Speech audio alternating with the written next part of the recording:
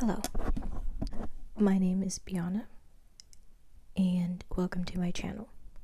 So, if you see me look off, it's because I have a couple of notes, okay, that I wanted to share with y'all,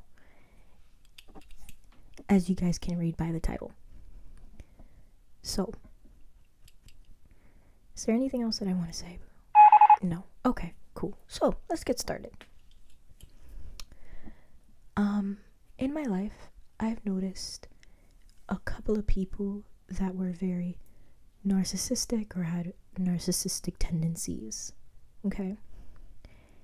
And at the time, a couple days ago maybe, and I started to put all these people into the category of narcissists. And every time I dealt with them, I would find myself going on Google and looking up like characteristics of a narcissist, signs and symptoms of a narcissist, things that they do. I would even go on YouTube and like watch different people have interactions with narcissists essentially, and they would essentially like go over their experiences and I would find myself relating or not. And like I said a couple days ago, the question of why do I keep attracting narcissists? Like, I didn't understand it because I dealt with a lot of people that had these tendencies. So I was like, why do I keep attracting them? And I came across a very hard truth, a very hard pill to swallow. And I'm talking about big, like those big pills, you put it in your mouth and like your mouth is dry and you be trying to like collect all the saliva in your mouth and you try to like save a lot of saliva for that big gulp. I'm talking about that big, that dry. And the simple answer is you attract what you are. You, me. I attract what I am. You attract who you are. Okay? The people that were in my life that were very narcissistic were really trying to show me my relationship with me. Now, for all those people, before you go ahead and be typing, ready to drag me, hold on. Just enjoy the rest of the video. Sit tight, watch. Maybe you might learn something. And then you'll see where I'm coming from before you be on it, you're wrong. Be on it, you don't know shit. Anyways, let's get down. So, obviously for the sake of these people's privacy, because at the end of the day, like, it has nothing to do with them. It has everything to do with me. So, I took out their names and I gave them colors because I feel like they represented different chakras or different aspects of my life that I needed to learn and work on. I just hit the mic. I hope that was not loud. But different aspects that I needed to work on. So, first person that comes to mind is Blue. Blue was very much a dumper, like an unloader. She was the type of person, like, if she was angry with you, like, she might notice something. It might not sit right with her for a bit. And then, like, she'll just kind of, I guess, push it under the rug, kind of put it in the back of her mind. And then, God forbid that if you and her you and them. Oops, you and them. I'm so sorry. I corrected myself. So don't drag me. But if you and them got into some sort of conflict, they were the type of person to definitely like pour it on you and like tell you the type of person that you were. So, I don't know if I mentioned the colors previously of the people that I interact with, but the colors are blue, red, and pink. And the reason why I'm mentioning it now is because the next part is important. So, me, blue, and red actually used to be like friends. Like, we weren't besties. At least I wasn't besties with them, but in my mind we were. Like, don't ask me why, but in my mind I thought we were all besties. And Blue and Red, they kind of had a little bit of like beef, and this was like the ending of our like friendship dynamic. And blue and red, they weren't really messing with each other. Come to find out, red was sick of it and just walked away, ghosted and left it alone. And whenever it came to blue definitely had a lot of things to say, but blue never got that opportunity because red walked away. And blue never really had the chance to really sit down, like sit with it and really think about like what essentially happened, never really dealt with those emotions. And there was actually this video that I saw a while ago, which correlates, by Clark Kegley. I will leave a link in the description of the video that I'm talking about. But he was talking about how to let go of certain things, and he mentioned that one of the ways that we let go of things is through expression. However, you have to be careful because there are some people that will unburden onto you, and they will go ahead and put all their burdens on you, especially like narcissists or people who are like very, very deeply insecure, and leave you with that. And that's essentially what blue did to me. So blue never really got to resolve anything with red, and blue and red, they never really had that last sit down, that what do people call that closure conversation. So blue and we kind of got into like some conflict, something dumb, like about a bracelet or whatever. And next thing you know, blue started to, out of anger, project it onto me and was like, Bianna, you're this, you ain't gonna do shit. You're not the type of person to do that. Like, and I was like, ooh, Miss Ma'am, that's not who I am, because I know who I am, and what I will do is pull you up. But that's besides the point. And at the time, it didn't sit right with me. I was super, super angry. And the reason why I mention you are what you attract is because I was the same way. I was the type of person in which but I was the type of person in which like I would interact with people, I would see their shadow selves, and they would do something to me that I didn't really like, but I just kind of like pushed it away, tucked it down, suppressed it. And then whenever conflict happened, like whenever it came to like me and that person like having that conflict, I very much was like, listen, you are this, that. Like, I felt very disrespected, and I would be very angry, and that it was very rare for me to unload that anger, but I did do it. I'm not gonna lie, I did do it. All my Libras in the chat, you know what I'm talking about. Anyways, but I was very much that person that whenever I was super angry, and like I had an idea of who this person was, but I still hung around them, and I basically was super angry, and I told them who they were, and then I would just leave it at that. Like, I was done with the conversation. There was no more talking. Miss Bianna was done talking, and she moved on. And again, you are what you attract. So the next person would be red. Now, red was like super like highly manipulative, like through fear. And what I mean by that was like I can say she now. Okay. She was super defensive, super combative. She tried to be super like nonchalant because she thought that having feelings, like vulnerability, especially when it comes to like being angry or being sad, were weaknesses. And like she was scared that other people would use it against her or would reject her, essentially.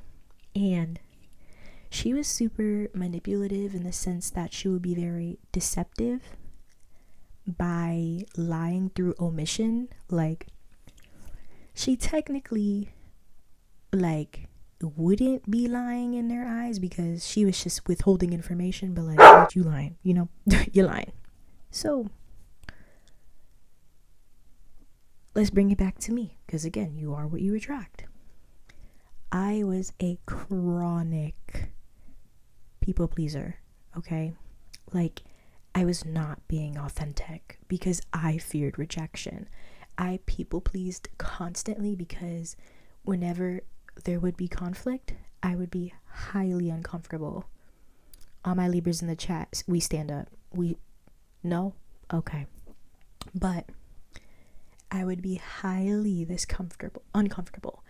And what I would do is I would try to do the right thing. And I put right in quotation marks because these were things that technically morally were acceptable, but I did them not for the right reasons. I did them for the sake of not experiencing conflict. I thought that's what that person wanted. So I was like, here's what you want. And it wasn't really authentic or genuine because I was self-sacrificing me. And I was worried about how other people would perceive me. It would make me very flaky, very inconsistent. I was trying to control like how people perceived me instead of just like dealing with the discomfort and allowing people to perceive me however they perceive me. Because at the end of the day, like, you can express yourself, right? And you can say things in the most correct way possible, but at the end of the day, like, people will perceive you however they want to perceive you. And sometimes people will try to misunderstand you because they don't want to understand you. You see what I'm trying to say? So, back to the thing. Again, you are what you attract. I was being highly manipulative because I was trying to control perceptions, controlled how other people perceived me, because I didn't want to be seen as a bad guy, a bad friend, a bad person. You see what I'm saying? Okay, cool. So, the next person is Pink, and I was really grieving when it came to Pink. Pink made me so mad, so angry about our situation and how like our friendship fell out. By the way, all these people, I'm not friends with them anymore. Let me make that very clear. But when me and Pink like fell out, that made me so angry. And one of the reasons why I believe it made me so angry was because I was essentially waking up, being spiritually awakened, being super self-aware, and I was starting to go on my self-love journey and learning to love myself. And I felt like I was kind of making progress. I was going somewhere, and I was grieving my friendship with Red, even though Red treated me super horribly, but like I still had love for them. And I was grieving, like being angry with them, being sad. I was in the bargaining stage at that time. I was like, bro, like, if Red wasn't that type of person, we could have ruled the world together. We could have very much did X, Y, and Z together, like, period. So I was grieving that, and then me and Pink fell out, and that, like, I guess triggered, because I was like already down, you know, and I was like slowly getting back up. Like, I just put my knee on the floor, I'm getting ready to get up, and then you just kind of boop stabbed me, and I'm like, what the fuck? Anyways, moving on. When it came to Pink was highly selfish, highly. Pink only cared about themselves and like very much like focused on how they were feeling all the time, to the point that they would negate people's feelings or would be super reckless and like just like focus so much on them that they didn't realize how they were affecting other people by that. And for me, I realized that I was being selfish because of a Leo Skeppy video a while ago, and I'll put the link in the description again. And he talked about your attention, but also he talked about like figuring out why you put somebody on a pedestal. And I realized, based on what he said, because he said something along the lines of, sometimes like we think that we are giving somebody like all these like amazing things, in which they are amazing things, let me very much make that clear, but the reasons why we do it is what we need to check for. And at the time I realized that the things that I was giving her, because these were things that I felt like she needed and I wanted to provide them for her, and I did, but those were things that I definitely wanted or needed at my times of major distress. I gave Pink a lot of my attention, a lot of my time. I held emotional space for her. I validated her emotions. I physically held her sometimes. Like, I remember there was one time where Pink was boohoo crying about this boy, a situationship that like ended really badly, but she was boohoo crying in the bathroom and was telling me like I just wanted to like be this person's friend. And like I held her. I physically held her because I felt like that was what she needed, and I kind of just let her cry on me or whatever. And now I realize like me doing all those things was super selfish, because at the end of the day I was trying to heal me, myself, love me, myself through her, because I was giving her the things that I needed when I was going through major distress. And that's super selfish, because at the end of the day, like, who am I to use you as a healing tool for me? I should just pick up a journal and write about it and heal myself. Why am I using you? That's like disturbingly selfish. So, okay. Now we're on to the part of, well, how to do shadow work. Essentially, what I just did with you guys was shadow work. And to end this off, because I feel like it's really important for you to know, there was actually a scene from Avatar, and I'm not talking about Avatar with the blue people, I'm talking about Avatar The Last Airbender, okay, the OG, per. And there's this episode where Aang, he was trying to unlock all of his chakras so he can have access to the Avatar state. And when it came to the crown chakra, I believe, or the third eye chakra, one of those chakras, the monk in the video, is it monk? Guru? I'm gonna say guru. I'm pretty sure it was a guru. The guru in the video basically was talking about how the biggest illusion here on earth is seeing things as separate. When it came to Avatar, he was saying there are 4 nations: the Earth Nation, the Fire Nation, the Water Nation, the Air Nation. Those are labels, because at the end of the day, we're all one people. We're all living on Earth. We're all human beings. We all have blood running through our veins. And we had this illusion of being separate because there are 4 nations. And that, I feel like, applies to so much, because at the end of the day, a lot of hatred towards people, maybe even towards religions, things like that, it all starts with believing that you are separate when you're not.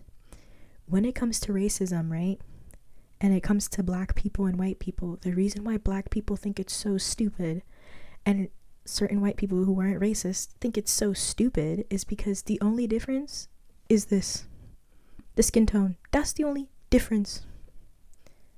But like, at the end of the day, like, if I cut my skin open, I'm gonna bleed. That was very graphic, but you see the point that I'm making. I'm going to bleed, and same thing for you. You're going to bleed. You have a heart, you have organs, you have a soul, you have a mind. What makes me any different from you besides our experiences? We're all the same. We are all one uniform consciousness. Okay, so to tie this all together, Why do you attract narcissists? Those people that were so ready to, oh my God, I'm not a narcissist. Da, da, da, da. Maybe you're not. Maybe you're not. But take some time to think about how, even though this person treated you like this, where was one time where you treated that person or another person in your life the same way? Maybe it was just a different face. That's the only difference. Sometimes we have issues and they manifest in different ways, but we still have the same core issue. So dig deep, look within, and figure out what it is that makes you separate, if that even is a thing. And find that thing that you disliked heavily, and that was something that you did. So, that is all. I needed to definitely get this off my chest because I just needed to say it. So, subscribe, click that post notification, leave a comment down below. Let me know what your thoughts and your opinions are. Let me know if I'm just crazy, because I could be a little delulu sometimes. Let me know. And if you have any suggestions, if you have any other questions, drop it down below. I'll comment and we'll go from there. So, thanks for listening, guys.